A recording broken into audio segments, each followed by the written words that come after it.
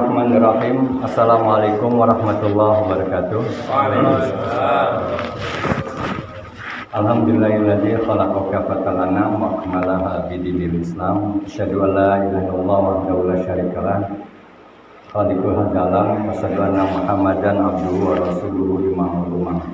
Amma ba'du. Bapak-bapak, ibu-ibu dan saudara-saudaraku semuanya, alhamdulillah kita selalu bersyukur kepada Allah Subhanahu wa taala karena Allah selalu memberikan kepada kita beribu nikmat. Bahkan nikmat kalau kita hitung satu persatu tidak akan bisa kita ukur nikmat itu. Jadi kalau kita membandingkan syukur kita dengan nikmat yang Allah berikan, sesungguhnya lebih banyak nikmat yang Allah berikan kepada kita. Rasanya kita kalau sudah memberikan sesuatu kepada seseorang itu rasanya sudah paling hebat itu. Padahal Allah memberikan kepada kita paling terbaik. Nafas kita, penglihatan kita, gerak tubuh kita yang masih sempurna, sholat kita yang masih tetap konsisten, itu sebuah nikmat yang sangat luar biasa. Baik, kita lanjutkan. Kemarin kita sudah ngebahas tentang Alhamdulillahirabbil alamin. Kemudian di ayat berikutnya surat Al-Fatihah itu Ar-Rahman Ar-Rahim. Jadi ada pengulangan Ar-Rahman Ar-Rahim itu. Ketika bismillah kita mengucapkan Bismillahirrahmanirrahim. Alhamdulillahirabbil alamin. Ar-Rahmanirrahim. Ini pengulangan kalau kita memahami ada hal esensi yang sangat penting yang Allah ingin tunjukkan kepada kita sebagai manusia. Pengulangan itu. Kalau kita ngomong ke anak itu sama juga, nak jangan main di situ. Berapa kali pengulangan itu berarti perkataan ini sangat penting yang perlu kita pahami. Maka di situ disebut Ar-Rahmanir-Rahim. Jadi sifat Allah, asma Allah yang paling dominan itu adalah sifat Ar-Rahman. Sifat Ar-Rahman ini Allah berikan kepada seluruh makhluk, terutama kepada manusia. Alam semesta ini, bumi ini diciptakan oleh Allah untuk kebutuhan dan kesejahteraan manusia. Apapun yang ada di bumi ini, kulu wasrobu, semuanya kita makan, kita minum, wala tusrifu, jangan berlebih-lebihan. Nah kita kadang-kadang yang paling banyak itu berlebih-lebihannya itu. Jadi kalau kita paling banyak itu udah paling hebat deh gitu ya. Kalau kita paling kaya itu paling hebat deh gitu. Kalau kita paling tersohor, terviral itu paling hebat. Padahal yang viral, yang kaya raya, yang pintar belum tentu Allah mengasihi kita. Belum tentu. Ada juga orang yang kaya raya sekali, dia nggak pernah sholat, puasanya itu bulan Ramadan pakai rumusan Nabi Daud. Tahu Nabi Daud puasa? Sehari puasa, sehari enggak, sehari puasa, sehari enggak gitu. Ya sholat ibadahnya sekedarnya aja, tetapi dia kaya, dia pintar, dia tenar, dia masyhur. Apakah yang masyhur tadi, yang tenar tadi, yang hebat tadi, yang menurut kacamata manusia itu disayang Allah? Belum tentu. Karena orang-orang yang begini ini Allah sedang lagi menunggu kesempatannya nanti akan dihukum oleh Allah Subhanahu wa taala. Namanya sebut istidraj. Itu bahaya sekali. Jadi dipopogin tuh, kalau bahasa sekarang namanya dipopogin. Ayo kasih duit, ya, kasih ilmu, kasih ini, terus saja, terus. Sampai merasa dunia ini miliknya gitu. Pokoknya semua salah, saya yang benar. Pokoknya semuanya miskin, saya yang kaya. Pokoknya saya yang pintar, saya yang paling pintar, segala macam itu dipokok gitu. Kata Allah, tunggu saatnya, tunggu. Ya biarkan saja. Ya. Sifat Ar-Rahman ini memiliki fungsi yang sangat luar biasa.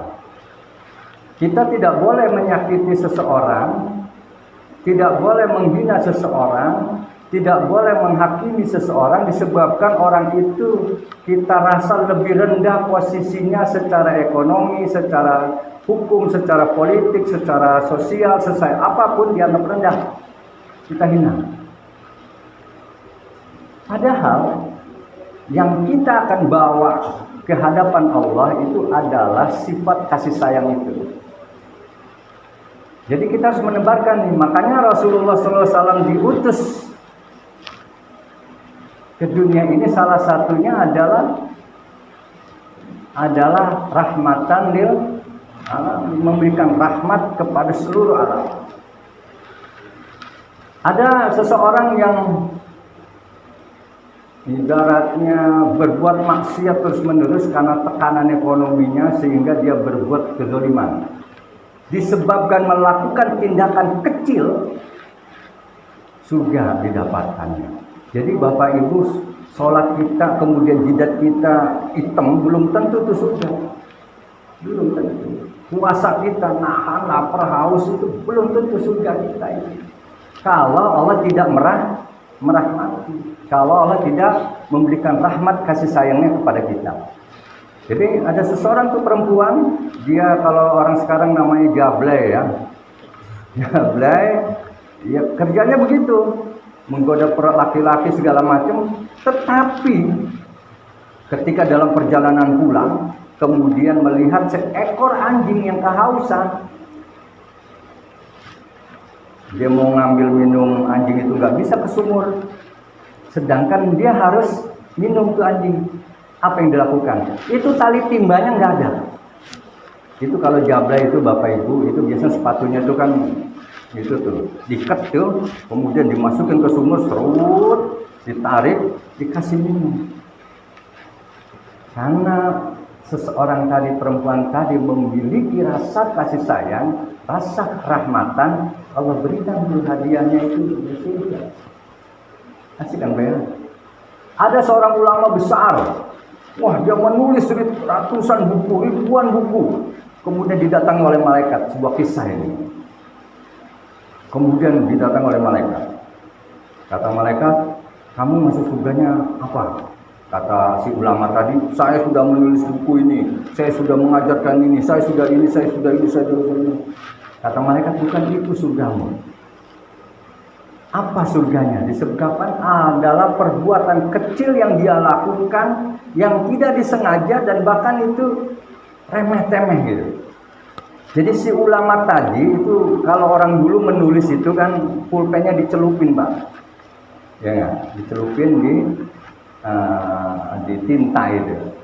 Nah ketika mau nulis, set di kitab itu ada lalat, nempel di ujung tintanya tadi. Ternyata si lalat tadi lagi meminum air tinta tadi. Oleh si ulama itu didiamkan saja, diamkan sedikit. Sampai si lalat ini terbang, kenyang dia, maka tulis. Kata malaikat, itulah surgamu. Ternyata surganya itu adalah memberikan minum, membiarkan air tintanya diminum oleh mau contoh lagi. Ada contoh lagi, ada seseorang itu ketika sholat qomat, sudah mau azan, sudah qomat gitu kan, kemudian ada batu di tengah jalan, dia berhenti kemudian mengangkat batu-batu itu supaya jalannya itu sudah. Banyak hal-hal yang kebaikan-kebaikan yang sepele, yang kecil-kecil itu yang akan mengangkat kita, derajat kita, karena rahmat Allah itu tidak pernah kita tahu posisi mana kebaikan itu yang akan kita dapatkan. Makanya rumusnya kan ada 3 itu kerahmatan, namanya trilogi kerahmatan. Jadi rumus unsur anasir kerahmatan. Pertama, rahmat itu akan muncul kalau kita punya cinta, punya kasih sayang itu. Wajib hukumnya. Saya rasa manusia itu seluruhnya memiliki kasih sayang lah, punya iba lah. Kalau melihat orang yang susah pasti dia akan menolong. Kalau lihat ini pasti akan dia pasti. Cintanya ada. Yang kedua rumusnya itu adalah harmoni. Harmoni ini tinggal rasa Bang. Jadi kalau orang main musik, nggak boleh itu sohor-sohoran. Jadi mentang-mentang kita main gitar paling hebat, kita paling hebat sendiri. Dibiarin tuh main bass, yang main drum, main dibuat acak-acakan jadi karena kesohoran sendiri. Tapi dia harus apa? Dia harus harmoni, menyesuaikan kan? Begitu juga manusia. Kita hidup bertetangga itu harus harmoni, Pak. Nggak boleh sohor-sohoran sendiri. Kita paling hebat sendiri, nggak bisa. Kalau udah mati masih apa yang gotong coba? Kalau yang mati coba siapa yang menggotong, yang mandiin? Apa mau jalan sendiri dari rumahnya? Kepek-kepek terbang gitu ke belakang? Nggak bisa. Siapa yang mau ngajiin? Siapa yang mau doain? Siapa yang mau nyalakan? Banyak sekali. Harmoni. Ini penting. Jadi harmoni itu bentuk kerahmatan. Saya nggak basa. Misalnya tahu kalau dia salah nih tahu. Tapi coba tegur dengan kebaikan. Jangan salah kita malah komelin. Kita tegur. Nah ini salah kayak begini yang benar ini. Tunjukkan yang benar. Suatu hari Rasulullah SAW itu didatangi oleh orang Baduy. Orang Baduy itu orang suku pedalaman Arab. Ya, datang dia orang Baduy itu Pak. Datang ke masjid, duduk di masjid lagi mau sholat. Itu orang Baduy orang iseng. Namanya orang kampung, nggak tahu tata krama. Itu masjid buka celana, pipis itu di masjid. Semua gitu. Itu Umar bin Khattab udah langsung pedang aja. Ini saya korok nih orangnya. Semua sahabat Nabi udah geram itu. Kata Nabi udah diamkan. Biarkan saja. Sampai dia selesai pipis, sahabat Nabi ambil air beberapa ember sebor. Disebor lagi itu selesai sudah. Sebegitu rahmatnya itu. Padahal bayangin kalau kita melihat orang di masjid pipis coba. Jangan pipis pakai sendal di sini kita udah ngomel setengah mati. Ya, banyak kasus-kasus segala macam karena misalnya tentara masuk pakai sepatu segala macam. Nah itu nggak seberapa. Lebih baik orang Baduy pipis coba. Atau sudah jangan dipukulin, jangan diapa-apain. Ambil air, sebor, bersihkan, sudah selesai. Apa yang terjadi? Kok nggak dimarahin ya? Akhirnya dia sadar. Nah, itu dengan kerahmatan itu memiliki kesadaran. Jadi tadi cinta, harmoni. Yang ketiga itu adalah yang kita sebut dengan ihsan.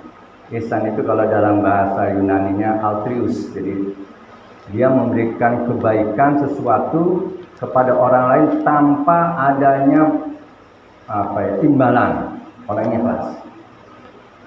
Jadi kalau kita membantu orang, kemudian ada imbalan, itu berarti orang dagang, ada jasanya. Kayak tukang parkir itu kan keren tuh, kayak orangnya aja. Terus, coba nggak dikasih parkir, uang, marah tuh, solid amat sih. Padahal siapa suruh dia di situ? Kadang-kadang ngeselin juga. Kita parkir tadi yang nggak ada, tahu-tahu pas kita keluar dia nongol, free, dia nongol itu. Kalau kita punya jiwa ihsan, kasih. Tapi itulah kalau kita ngasih sesuatu, ya ikhlas saja. Siapa akan menggantinya? Ya Allah Subhanahu Wa Taala.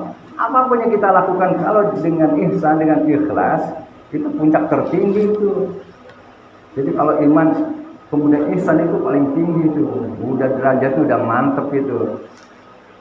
Kadang-kadang dorongan ihsan itu begitu, Pak. Misalnya Bapak suruh apa, diminta sama tetangga, coba lakukan. Nggak usah mikirin balas jasa, Allah pasti akan membalas sesuatu yang terbaik. Jadi dalam surat Al-Kafirun ayat 10 itu dikatakan ketika orang itu sudah mau mati di dalam kubur, kemudian dia pengen bangun lagi. Ya Allah, bangunkan saya ke dunia. Apa dia mau? Apa dia mau sholat? Apa dia mau bersolawat? Apa dia mau apa? Enggak. Saya akan beramal soleh. Amal soleh itu adalah ihsan. Saya akan beramal soleh. Saya akan memperbaiki amal soleh ini. Ini mumpung hidup ini saya bersedekah. Ini mumpung Ramadan kita bersedekah. Ayo sedekah. Nanti kita akan masuk ke ayat selanjutnya Maliki Yaumiddin itu. Ini ada kaitannya dengan Maliki Yaumiddin. Jadi Maliki Yaumiddin itu nanti ada namanya, membacanya dua. Maliki Yaumiddin, ada Maliki Yaumiddin. Intinya kalau malik itu seperti milik tahu milik. Jadi kalau kita punya milik itu diambil dari kata malik, malak gitu. Jadi memiliki. penguasaan apa kekayaan, kekuasaan, itu namanya malik gitu ya. Jadi itu nanti ada kaitan seperti itu. Itu saja, nanti kita lanjutkan di episode berikutnya. Mudah-mudahan sasal dan cepat sehat. Kembali lagi ngimamin kita. Ya saja, minum air yang banyak, air hangat, jangan air semulu, nanti ini apa namanya umes. Ingat sudah usia umur 50 tahun ke atas sudahlah, jangan macam-macam san. Air hangat saja udah. Itu aja, bila cukup ya. Assalamualaikum warahmatullahi wabarakatuh.